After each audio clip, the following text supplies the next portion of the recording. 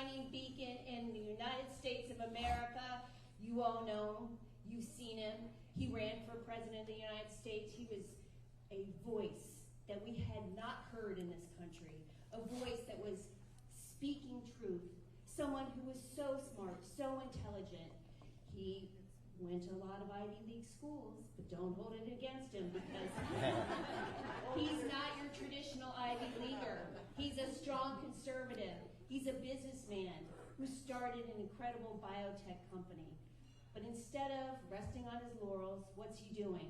He's giving back to his country and to Ohio. And I can't wait until Vivek Ramaswamy is our governor for this great state of Ohio. Fantastic. Thank you. Thanks for everything. You're welcome. Give Jane Timken another round of applause. Thank you, Vivek. And Janet, get up here. Janet Creighton as well. Thank you. Thank you. We love you guys. Thank you. And Jane, it was, you don't often talk about this, but you were one of the first people who got me into politics in Ohio. I was making my transition out of my business career. I don't even know if you remember this. I do. This was right after May of 2020. This is when George Floyd died, maybe May, June, around that time frame. The country had really lost its senses. And I was beginning to think about it. I was the CEO of a biotech company, and then somehow there's even furor at my own company about making sure we're standing for Black Lives Matter, which I didn't feel was the job of a corporation. And by the way, was a cause that caused for dismantling the nuclear family structure. None of it made sense to me. And that's when I first started thinking, Jane, about the fact that I've been blessed with the opportunity to live the American dream, as have you, and watched you leave a business career that you didn't have to leave to be able to serve your state. And Jane was one of the first people who actually talked to me about the possibility of getting into politics in Ohio. You planted that seed, and now, just a few years later, look here where we are. So I want to thank you for that. It's been a wonderful and memorable journey. Thank you. You were a great chair for our state. So I want to tell you one of my favorite parts of running this campaign so far this year. It actually started with the first of these dinners. We've enjoyed traveling the state to many of the Lincoln Reagan Day dinners in the first half of the year. One of my first ones was actually in Lucas County in Toledo, in northwest Ohio. We had a energetic reception upstairs. Not quite even as energetic as Stark County. I mean, you guys are next level here. Yeah. But it was very energetic, but this is next level in this room. Stark County is bringing it tonight.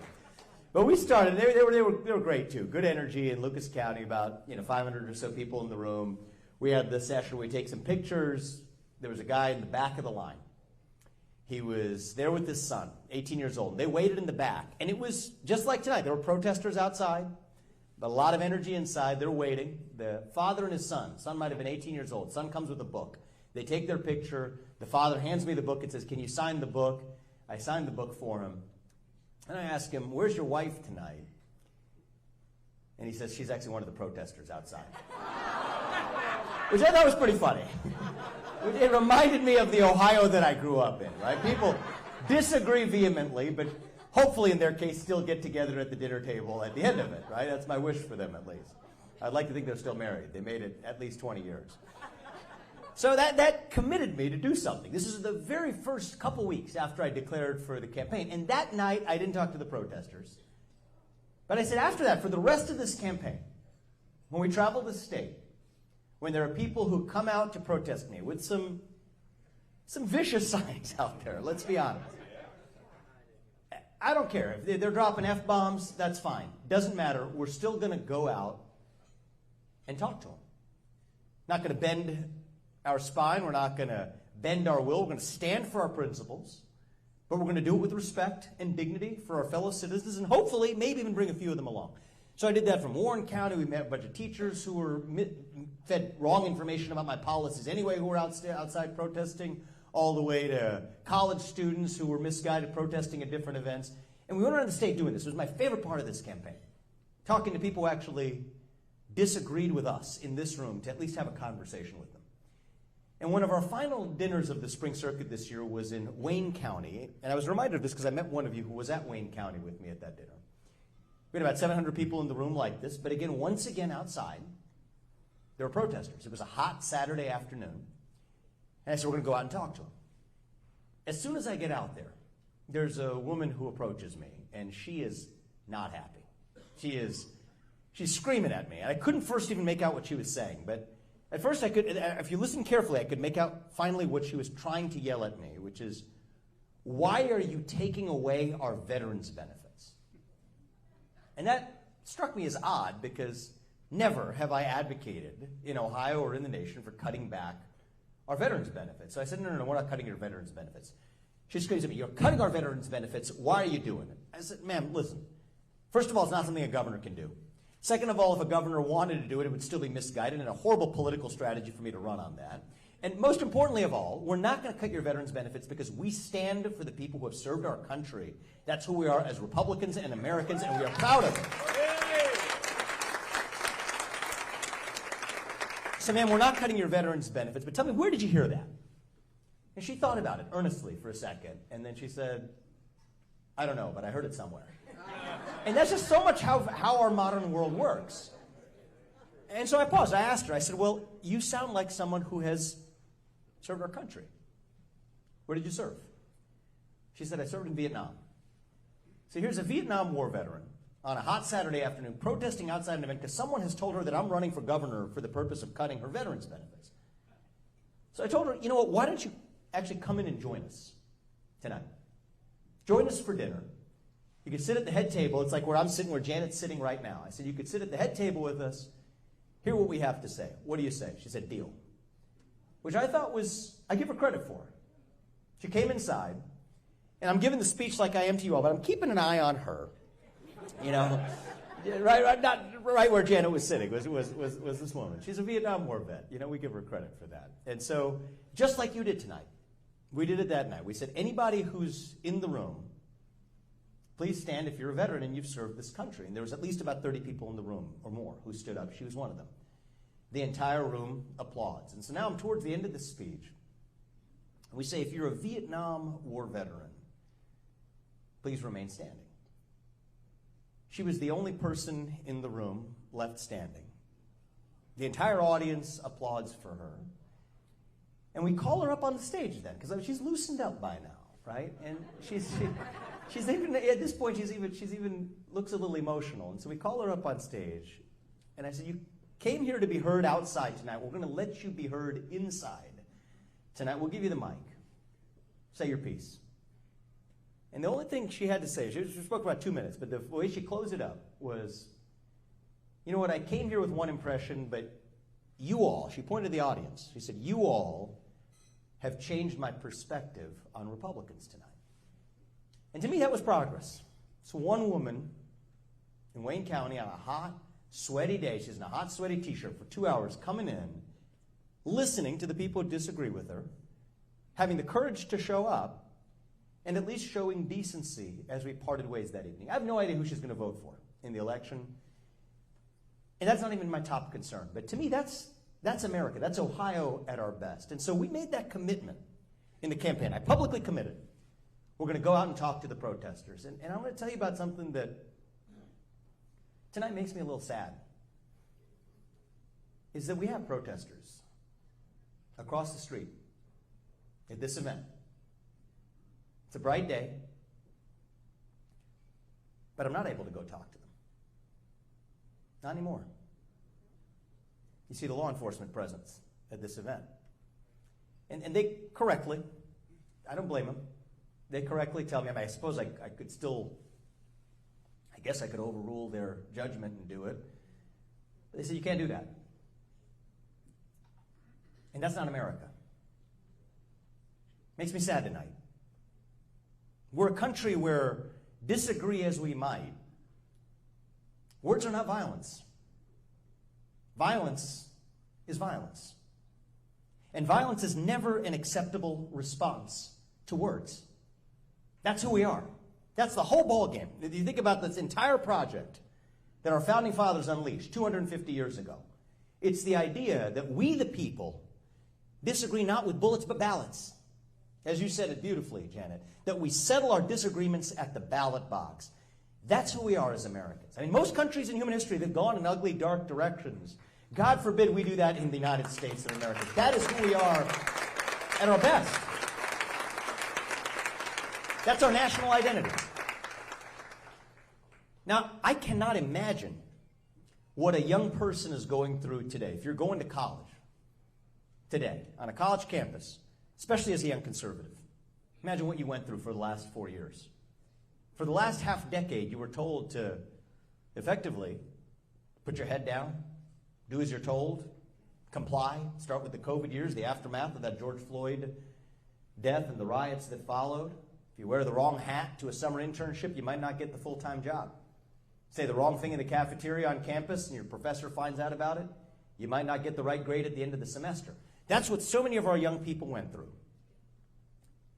And then in the last year, things started to change. So many of our young people, including in the run-up to the 2024 election, and I visited those college campuses, including with my friend Charlie Kirk, to so many of them last year. We saw it at those college campuses. Things changed. The environment had changed. People began to have the courage to speak their mind with conviction once again. Through the darkness, back to the light.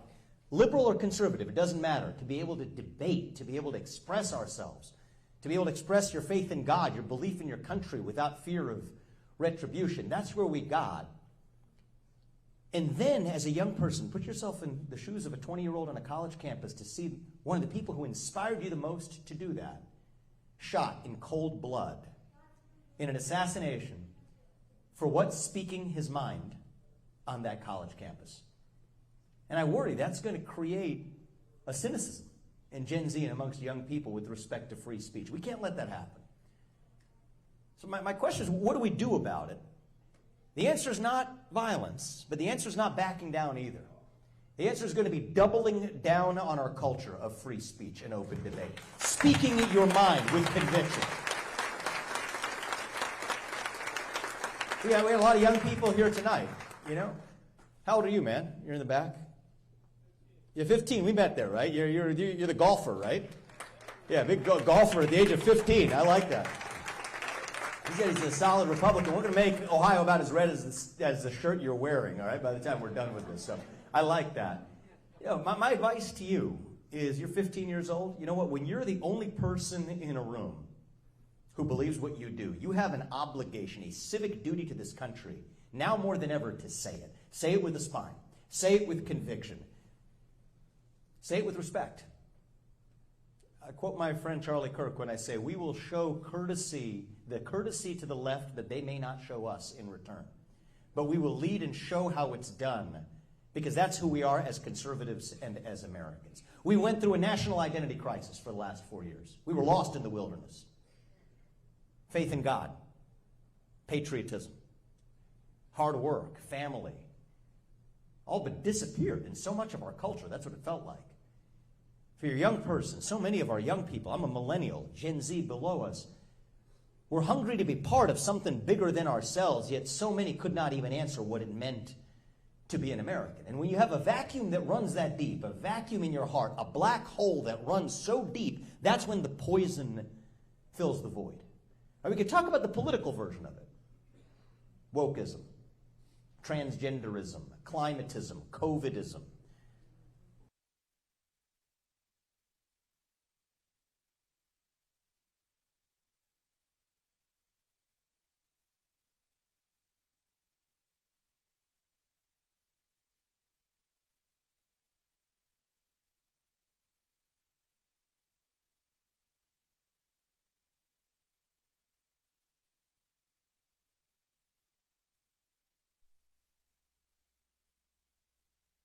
Duality and climate, if we have the courage to stand for it, to stand for what is good, what is beautiful, what is virtuous. That's who we are. And I believe that is what we voted for in November of last year, when we took back control over all three branches, from the federal government to the state government. Now, the way I look at it is, we're done just defeating the left, right? That happened last November. If we're talking about Kamala Harris and Joe Biden in a couple of months, it means we missed the plot. I want our memory of Joe Biden's presidency to be about the same as Joe Biden's memory of anything while he was in office. I say that in a joking, friendly manner. We're done talking about the other side. Now the question is, who are we and what do we stand for? Because at a certain point in time, I'm saying this jokingly, but it's also true. If we now fail to get this right, we've got nobody left to blame but ourselves. So now is our moment not to ask what are we against, but what are we for? Not what are we running from, but what are we running to? What is our vision for this country as conservatives and as citizens of the United States of America? What does it mean to be an American today? It means we believe in those ideals of 1776. It means we believe in merit. That the best person gets the job regardless of their race. That you get ahead in the United States of America and you get ahead in the state of Ohio with your own hard work, your own commitment, your own dedication, judged not on the color of your skin, but on the content of your character and your contributions. That's why we're eliminating the affirmative action and DEI quotas. Not because we're against anyone, but because we stand for merit. That is who we are. It means we believe in the rule of law. And I say this as the proud son of legal immigrants to Cincinnati, Ohio, 45 plus years ago. It also means your first act of entering this country cannot break the law. Because that, too, is what it means to be an American. We're a nation founded on the rule of law. It means you get to speak your mind in the open as long as I get to in return, and we settle it with words, not through violence. That you get to go to a city from Cincinnati to Dayton to Columbus to Cleveland to Akron to Toledo without fear of looking over your shoulder for getting mugged or getting robbed or getting beaten down. That is your birthright as an American. That we believe in the American dream. That if you work hard, you play by the rules, you get to have a good life and dream for an even better life for your kids. That is who we are. And I believe we now in Ohio have a historic opportunity to show our country how it's done. To lead the United States of America back to greatness, to power America's comeback from the heart of the country. I love Texas and Florida. They've done a great job in the last couple of years. I give credit where credit is due. But we're no longer going to be living in the shadow of Texas or Florida. Now is Ohio's turn to pave America's path back to greatness. That's why I'm running to be your next governor. Thank you. To be clear, we're a great state. I want to give credit where credit's due. We're a great state, but great is not good enough. I don't want to lead Ohio to be the best in the Midwest because, frankly, we are already the best in the Midwest, in my opinion. Yeah, man. I visited Minnesota a couple of months ago. I can confirm we are the best in the Midwest, okay? With our due respect to, Governor Waltz, if I may call him that. We're doing well, but we're not aiming to lead Ohio to be just the best in the region. I want to lead Ohio to be the top state in the country to raise a young family, to give your kids a world-class education, to grow a business, and yes, to live that idea of the American dream. To be the state where patriots across this country actually flock to and flock back to in the case of so many of our kids, instead of just going to places like Texas and Florida. Now, I visited New York for 9/11, and we were talking to a few of my friends who lived there. I lived there for about a decade myself. My in-laws live there, and we tell our friends in New York, and we go to Florida, we say the same thing. We're going to create the state that leads the country. And they say, well, hold on a second. We like you and all, but don't get carried away. How could Ohio be that state in America? And I remind them that it was not long ago that Ohio was that state in America. See, talk to, our 15-year-old guy in the back. What's your name, man? Jack? You might know this. There's sort of a meme on the internet, over the last couple of years where something's a little old or out of touch or out of fashion. On TikTok, Gen Z will say, only in Ohio. And that irritates me. Right? Because it wasn't long ago that people weren't making fun of Ohio. They were aspiring to be Ohio. At the turn of the last century, we were the wealthiest state in the Union. We led the first industrial revolution. Even in 1950, 6 of the top 15 wealthiest cities in America were right here in Ohio. Toledo was the glass production capital of the world. Akron was the rubber production capital of the world. Youngstown and Cleveland led the West in steel production. Dayton in computing.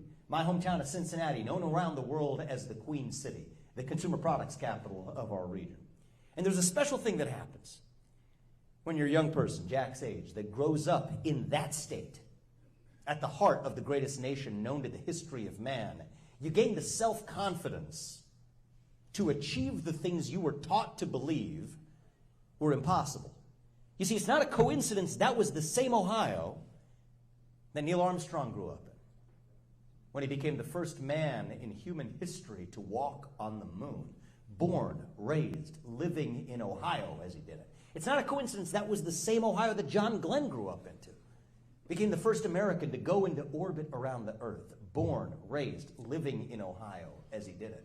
It's not an accident. That was the same Ohio that the Wright brothers grew up in.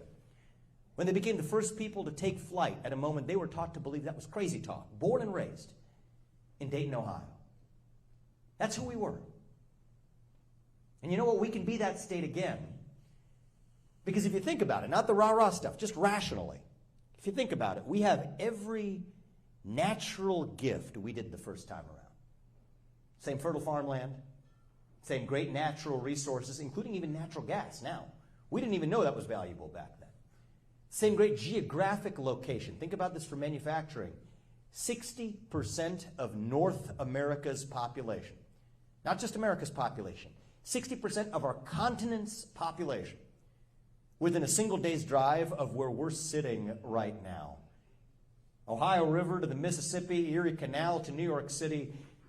God has blessed our state with every natural gift we could wish for it to be the state that leads the United States of America once again. All we have to do is to believe in ourselves to be that state again. We were the first frontier. And if we're willing to believe in ourselves, we will be the next frontier for America as well. If Silicon Valley led the way for the last 10 years in our economy, it's going to be the Ohio River Valley for the next 10 years. All right, not the Rust Belt, but the Platinum Belt. That's where we're headed. That's where I hope to lead our state. The sectors of the past that got us here, from agriculture to production of glass, rubber, and steel, all the way to the sectors of the future, from semiconductor production to nuclear energy to biotech to the state where we even use AI and quantum computing, not to take old jobs, but to make new jobs through workforce training and education. That's where I want to lead our state, a modern-day Northwest ordinance for Ohio. The first time around when a group of Baptists came out west, securing what? Freedom of speech and religious liberty, even before the Constitutional Convention. That was us. This is once again our modern-day Northwest ordinance for our state, and that is going to require some change. How could you get there without it? And some people find a little bit of change scary. Change is empowering if it's the right kind of change. Building on a great foundation that we have, how do we actually leap to an even brighter future ahead? We're going to be the state where people want to move their businesses and keep their businesses in, rather than move into Florida or Tennessee or Texas where we're chasing so many of our entrepreneurs. We want to attract them to the state of Ohio, but we got to make changes to do it. We're going to become a zero income tax state. It's your money, not the government. And you deserve to keep what you earn. We believe in capitalism. We don't apologize for it. Capitalism beats socialism every time. We've got to teach our young people that to believe it as well. Our property taxes have gotten too high in this state, insanely high. It's your land and not the government's. And we're going to bring down property taxes in this state. You should not be paying more in your principal and interest repayments on your mortgage. Pay more than that in your property taxes. It's unjust, it's un-American, and we're going to put an end to it. We are. I appreciate that. We're going to get that done soon after we take office. I told you, Jack, we're going to make the state as red as your shirt. We're a red state, but sometimes we act like we're a state of red tape at times. And we're going to cut through that red tape and bureaucracy. I've traveled this state. I've met countless people who will tell you, small business owners, say there's a little too much red tape, permitting processes, etc. We need to shave that down. I have yet to meet one person who says, can we get a little more red tape in this state? Never happened, and I don't think it's going to happen. We want to be the state where we build. Build more small businesses that grow up to be big businesses. Build more manufacturing plants. Build a life in the mold of the American dream. Build a family. That's what we want in this state. And one of the keys to unlocking that future is for Ohio to be the state that leads the United States out of the educational achievement crisis that we are in. I mean, this is a generational issue. I would go so far as to say this is probably the top issue for the next 20 years in our country that nobody's talking about. We had the nation's report card that just came out last week, which showed that we're now hitting the all-time low since 1992 when they started recording it, the all-time nadir, the low point in math and reading achievement when you graduate from 12th grade. 75% of 8th graders are not proficient in math, and the average student in China is now a full 4 years ahead of the average student in the United States. That's unacceptable, and we're going to turn that ship around. We're going to turn it around for our country right here in the state of Ohio, where we give them the world-class education that is their birthright as an Ohioan. And we're going to do it by, number one, yes, taking school choice to the next level, because every parent deserves to determine where they send their kids to school. That's part one. But we're also going to do it, and this is where I want to lead the country, not playing catch-up. We're also going to do it by equipping our public schools to compete with the best of those alternatives. Because there are many parts of this state where, let's be honest, there are no other alternatives to that public school, so we have no choice but to equip those public schools to bring standards back for our students to actually aspire to and achieve. Now, to get there, first of all, our kids have to show up to school. And so much of the wave of violent juvenile crime in our cities, so much of the wave and the downward plunge we saw in those academic standards was actually due to those COVID-19 school closures, where sadly we were, and I love our state, but I'm always going to call out the truth as I see it. These are fact. We were the first state in the country to shut down our public schools during the COVID-19 pandemic. And the person I'm running against in this race is exactly the person who did it. Dr. Amy Acton. We're going to defeat her by 40 points next year with your help. And Stark County is going to be who delivers it for us. But that's just basic. That's just the first step. Get our kids to show up to school. We have to then bring back standards to our public schools as well, making sure every kid is able to achieve the maximum of their own potential. I was talking to a small group of you beforehand. On my watch in Ohio, some of this is going to be controversial. But if you care about somebody, you tell them the truth. If you care about yourself, you can tell them what they want to hear. I'm going to give you the truth. When I'm your next governor, with your help, hopefully we get there, we're going to make sure that every kid in Ohio, by the end of third grade, is able to read. And if you can't read by the end of third grade, you're not going to fourth grade. We got to make sure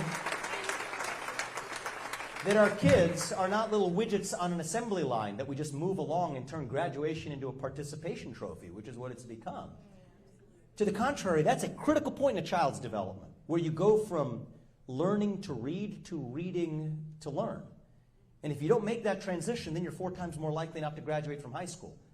Double more likely to end up in jail or end up in poverty or on government aid. That's not compassion passing that kid along. That is actually true cruelty. So we have to stand for what is right, what is true, what is good with those standards. Algebra competency by the end of 8th grade. Set that as a goal. In that case, 100% may not get there. That doesn't mean we take it away as a goal. Every high school senior who graduates from an Ohio public high school on my watch will have to pass the same civics test that every legal immigrant has to pass before the immigrant becomes a voting citizen. That's a condition for graduating from high school. Because you got to know something about your country, to love your country, to pledge allegiance to that country. Say the pledge every morning with a moment of silence to go along with it, to ground ourselves, reminding us who we are, to be proud of who we are, to give ourselves the self-confidence that allows Jack's generation to achieve what Neil Armstrong's generation did. To make sure that we provide a path for every child, where if a 4-year college degree is your calling to be a doctor, like my wife Apurva, or to be able to go into biotech or other industries like it was for me, that's great. We want the best universities in the world right here in Ohio. But also to pave a path for so many of the young people for whom 4-year college degrees are not the right path, by offering opportunities in alternative professions. I don't even call them the trades anymore. Alternative professions, from carpentry to welding, to being a mechanic or a builder or an electrician or a plumber or a machine operator, to also live the American dream without having to take on burdensome 4-year college debt. That too is what it means to excel for our country. And it's not that one of these is more elite than the other. I'm not in the camp. Actually, it's funny, I heard President Trump say this, when he and I sat down too. I've always been in this camp. I'm not in the us versus them, it's the elites. You know what, they're all elite, okay? Plumber, carpenter, nurse, doctor, we need all of them in this state. It's about lifting everybody up, where every path is open to every child. See, that's what a true meritocracy is about. A true meritocracy recognizes that every one of us, every one of you, every one of our kids has your own unique God-given gift, distinct from every other person in the world, actually. and that we're the country on God's green earth where you are able to make the most of your own unique gifts without any man or system or government or bureaucracy standing in your way. That is what made America great the first time. That is how we will make Ohio and make America great again. To give our kids the self-confidence to see themselves not as victims but as victors, not to be spiteful to somebody else's success, but celebrate it because they're participating in it with their own skin in the game. The state where the American dream is your birthright, where success is your birthright, where a world-class education is your birthright, where freedom is your heritage and excellence is your destiny. This is not a humble vision for our state. It is an ambitious vision because that is who we really are as Ohioans and as Americans.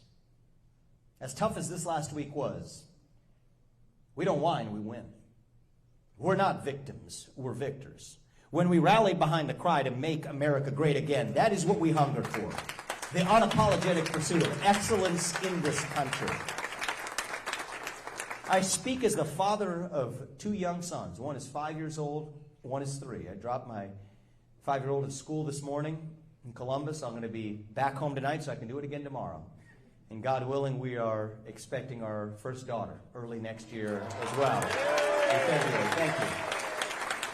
Thank you. And my wife is a hero. She's a real hero in the family. She's in her 2nd trimester and still treating patients at the cancer hospital at the James, one of the top throat surgeons in the country right here in Ohio, doing that every day. Or she would have been here. That's where she was during the day as well. And I speak for both of us when I say this. We are in this to pass that same American dream on to our kids and their generation, to our kids and to yours, so that our kids are able to do it even differently than I did. See, I grew up in Cincinnati. I went to public schools through 8th grade. I went to St. X for high school, but then I went to Harvard, right? Jane, you went to Harvard too, right? Yeah, I went to Harvard, went to Yale. Yeah, JD was my classmate at Yale too, funny enough. Funny how worlds, collide.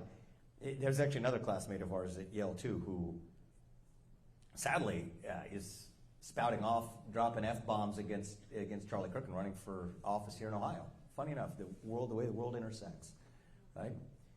We pray for the mental health of anyone who needs it. I mean that earnestly and not in a cynical way. Portman, I care a lot about our next generation and our young people. We want to fight every day for that American dream, so that in their case, they're able to do it not by going to New York, going to Harvard, going to Yale, as I did. But in their case, they're able to achieve the maximum of their own potential by actually staying and remaining right here in Ohio. Not because we force them to, but because this is the place on God's green earth where the best opportunities are actually available to them. I consider that my personal responsibility, both as a father and hopefully as your next governor. That is why we're in this.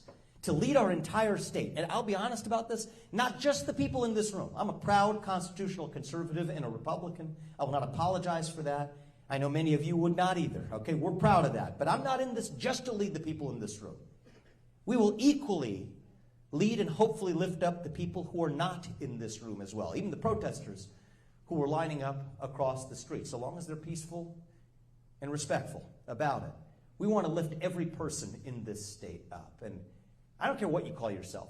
We're Republicans in this room, but you call yourself independent, libertarian, orphaned, Reagan, Democrat. Maybe have some in this room. Politically homeless, it doesn't matter.